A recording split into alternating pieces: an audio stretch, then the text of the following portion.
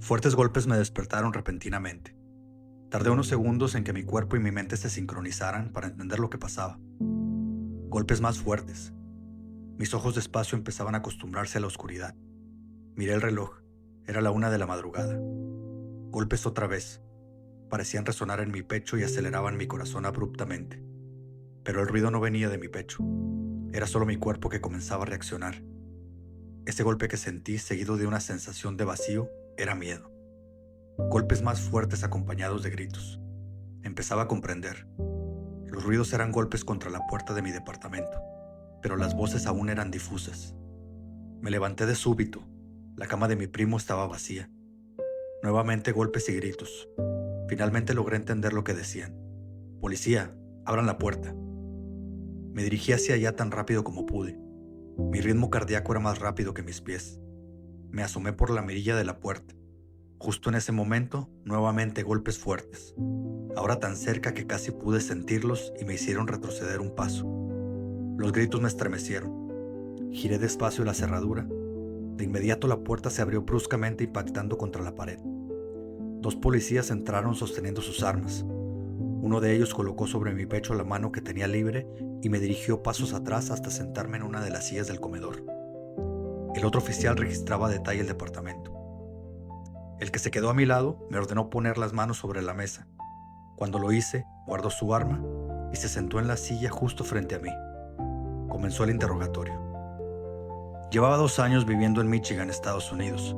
Trabajaba en un restaurante italiano y estudiaba fotografía. Vivía con mi primo en un departamento de una sola habitación. No estábamos ahí la mayor parte del día. Prácticamente solo llegábamos a dormir. Así que compartir habitación no era problema para nosotros.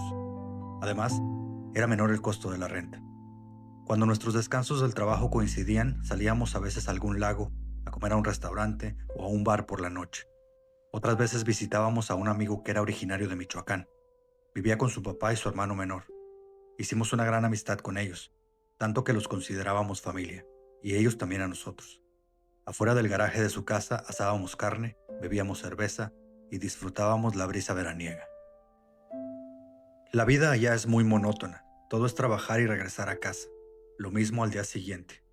Los paisajes y el clima me encantaban. Es lo que más extraño de vivir allá, sobre todo los lagos y los atardeceres. La vida es muy cómoda y relativamente fácil, pero sueñas con regresar a tu hogar, a tu tierra, a tu familia. Hay una canción que se convirtió en el soundtrack de mi regreso a México. Manejé durante 2 días recorriendo todo el país, escuchando incontables veces esa canción de Alejandro Sanz. Pero esa es otra historia que les contaré después. Esta historia es sobre mi primo Dani. Crecimos en diferentes ciudades. Yo soy del estado de Nuevo León, él es de Zacatecas, pero nos visitábamos 1 o 2 veces al año, sobre todo Navidades y Año Nuevo. Crecimos en una familia normal y promedio, pero como en cada familia, cada quien va tomando rumbos diferentes. Nuestros rumbos coincidieron en Michigan. Pasó aproximadamente un año desde que comenzamos a compartir departamento. Todo estaba perfecto, llevábamos una vida tranquila y sin problemas, hasta que Dani comenzó a tener cambios en su comportamiento. No hacia mí, no hacia nuestra familia adoptiva o hacia nuestros conocidos, sino hacia el mundo en general. Lo veía o lo percibía de una manera diferente.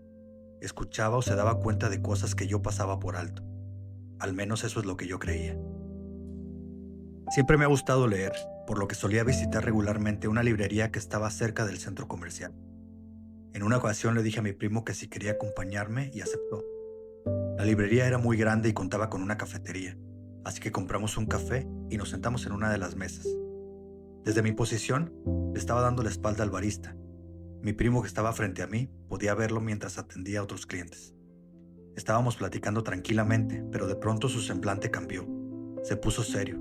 Me estaba escuchando, pero no decía nada. Notaba que sus ojos se desviaban hacia el barista y de regreso hacia mí. Comencé a notar algo extraño en él, un comportamiento que era ya cada vez más frecuente. Se veía nervioso, pero decidí no decir nada. Solo seguía hablando, hasta que de pronto me interrumpió diciendo: «Ya vámonos». Dirigía su mirada nuevamente hacia el barista, lo que me hizo girarme para poder ver lo que él estaba viendo. Lo que ocurría era una escena nada fuera de lo común. Un cliente estaba ordenando un café. Ambos sonreían cordialmente. Nuestra mesa no estaba realmente a gran distancia, por lo que yo podía escuchar lo que decían. Confundido le pregunté, ¿qué pasa? Ahorita te digo, vámonos, me insistió. Ya eran varias las ocasiones que había notado ese comportamiento atípico en él, así que insistí de nuevo. ¿Pero por qué? ¿Qué pasa? Al darse cuenta que no me movería de ahí hasta tener una razón lógica, me dijo con una voz muy baja que el barista y el cliente estaban hablando de nosotros. Aseguraba que los escuchó mencionar que nos veían sospechosos y que llamarían a seguridad o a la policía. Fue en ese momento cuando me di cuenta que definitivamente algo no estaba bien en él. El cliente solo estaba ordenando un latte y mientras el barista lo preparaba, compartían una plática trivial. Podía escucharlos claramente. No sabía cómo sentirme. Por un momento consideré que estaba bromeando, pero sus ojos mostraban temor y nerviosismo. Sin saber cómo reaccionar, opté por levantarme y salimos de ahí. No pasaría mucho tiempo para que este tipo de comportamientos y situaciones escalaran a un nivel más alto. En ese tiempo yo salía con Emily, una amiga que conocí en el restaurante que trabajaba. En uno de mis días de descanso salimos de paseo. Fuimos a un lago que estaba aproximadamente a 30 minutos de mi departamento, pero no nos quedamos por mucho tiempo ya que recibí una llamada de mi primo. Respondí al tercer tono de llamada. Me preguntó que dónde estaba. Su voz sonaba distinta, como apagada. La noche anterior le había comentado que saldría con Emily. Él sabía mis planes, por lo que su pregunta me pareció extraña. Pero todo tomaría sentido después de que me pidiera que no regresara al departamento. Emily supo que algo andaba mal cuando vio mi mirada. No sabía lo que mi primo me estaba diciendo, pero mi reacción se lo decía todo. Yo tampoco sabía exactamente lo que pasaba, pero el hecho de pedirme que no regresara era augurio de que algo malo estaba sucediendo. Subimos a la camioneta. Yo conducía tan rápido como podía, mientras Emily estaba en la línea con una operadora del 911. No sabíamos cuál era la emergencia. Aún así, la operadora alertó a las autoridades, tomó nota de nuestra dirección, nos pidió nuestros nombres y el nombre de la persona que estaba en el departamento en posible peligro o que podía ser un peligro para otros. Terminó la llamada después de confirmar que oficiales de policía ya se encontraban en camino. Al llegar al complejo de departamentos, ya estaban 2 patrullas y una ambulancia en el estacionamiento. Vecinos estaban aglomerados preguntándose y especulando sobre lo que pasaba en ese departamento del tercer piso. Subí corriendo las escaleras brincando escalones. Al llegar arriba me detuvo uno de los oficiales. Respondiendo a sus preguntas, le di mi nombre, le dije que vivía ahí con mi primo. Solo entonces fue que él respondió a mi pregunta. Me dijo que mi primo estaba bien y estaba vivo, que habían llegado a tiempo. Justo en ese momento, por encima del hombro del oficial pude ver a mi primo atravesando la puerta con sus brazos alrededor de los hombros de 2 paramédicos que lo ayudaban a caminar. Danny se había hecho cortes profundos en sus muñecas con un cúter. Fueron varios días los que estuvo en recuperación en el hospital. Cuando hablé por primera vez con él después del incidente, se sentía avergonzado. Recostado sobre esa cama en ese solitario cuarto, reflexionaba sobre lo que hizo y le resultaba increíble haber tenido un momento de debilidad como ese. No se explicaba cómo es que sus pensamientos lo pudieron llevar a cometer tal acto. Quizá una posible depresión, pensaba. Lo importante es que se veía bien y en completa lucidez. Entendía que lo que había hecho estuvo mal, y aunque no podía regresar el tiempo, estaba dispuesto a enfrentarlo. Quería salir del hospital, dejar el suceso atrás y seguir adelante. Yo dormía en el sofá que estaba en su habitación. Era protocolo que alguien estuviera con él en todo momento. Durante el día las enfermeras entraban constantemente y lo vigilaban, pero durante la noche un familiar tenía que hacerle compañía. Una de esas noches me despertó su voz. Susurraba mi nombre. Me levanté y me acerqué a su cama. Preocupado y asustado me dijo que escuchó a las enfermeras hablar de él. Aseguraba que las había escuchado conspirando un plan para entrar a la habitación y hacerle daño. Ese extraño comportamiento había regresado. Debió notar en mi rostro la incredulidad porque me insistió que era verdad, que las había escuchado claramente. Efectivamente se escuchaban voces, pero indistintas. Se escuchaban a la distancia. Debido a su insistencia, decidí salir de la habitación. La estación de enfermeras estaba a varias habitaciones de distancia. Aún de pie en medio del pasillo, era difícil entender lo que decían. Regresé a la habitación y le dije que me mantendría despierto. Solo de esa manera logré que se tranquilizara. Me quedé junto a él hasta que se quedó dormido. El diagnóstico fue definitivo. Danny padecía de esquizofrenia. Al darlo de alta del hospital no regresó a casa de inmediato. Lo mandaron a un centro de salud mental. Era una casa grande en donde había varios pacientes. Ahí recibían tratamiento psicológico y medicamento. Durante el día hacían diversas actividades. Fueron varias semanas las que estuvo en ese lugar antes de poder regresar a casa. Cuando finalmente regresó, todo estaba limpio. El único indicio del incidente que quedaba era una mancha oscura sobre la alfombra de la sala. Cuando él estuvo en el hospital, yo regresé solo al departamento. Me tomó todo un día limpiar lo que parecía una escena de un crimen. Ese charco de sangre sobre la alfombra fue lo único que no pude eliminar por completo. Mientras yo salía a trabajar, él se quedaba solo en casa. Se pasaba el día acostado viendo la televisión. El medicamento lo mantenía tranquilo, aunque yo más bien diría que lo mantenía alejado de la realidad. Sus movimientos incluso parecían extraños bajo el efecto de las medicinas. Cuando quería voltear no solo giraba el cuello, giraba el cuerpo completo, haciéndolo ver como si fueran movimientos de robot. Así pasaron unas semanas. Cuando era necesario ir a consulta de seguimiento yo lo llevaba, ya que él no podía conducir. Al terminar la consulta resurtían su medicamento y regresábamos a casa. Nuevamente iba directo a la habitación a ver la televisión. Yo había comenzado a dormir en la sala en un sofá cama que compré para que él tuviera más espacio y se sintiera más cómodo. Yo tenía un amigo que era más grande de edad, Antonio. Para mí era un señor, considerando la edad que yo tenía en ese tiempo. Yo estaba en mis 20s y él en los 50s. También era mexicano y trabajaba de lavaplatos. Hicimos una buena amistad. Él también conocía a mi primo porque tiempo atrás había hablado yo con el gerente y le había pedido que si podía darle oportunidad a Dani de trabajar en el restaurante. Y así lo hizo, aunque solo fue por una semana. Dani decidió que realmente no era lo suyo. Quería probar nuevos aires en cuestión laboral, pero prefirió seguir en su trabajo de siempre. Antonio siempre me preguntaba sobre su estado de salud, pero no como cualquier persona te pregunta tan solo por conducta social o compromiso.